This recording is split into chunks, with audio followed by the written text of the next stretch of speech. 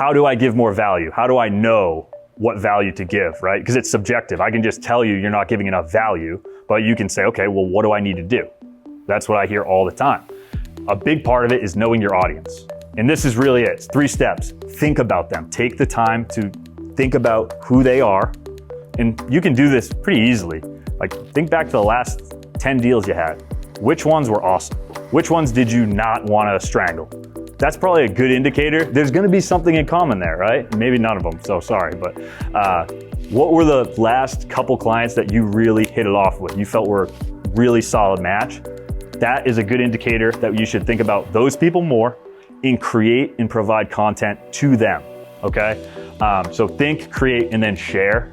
Because I can't tell you how common it is to talk to businesses, business owners, realtors who have all the content mapped out, but they're just like, I don't want to post it. This is your call, like, please do, because it really can change your business. And those are the most rewarding conversations, and why I love doing what I do, because I have talked to people who said, I actually did start posting and I just got my first lead from it, and like, I'm so excited.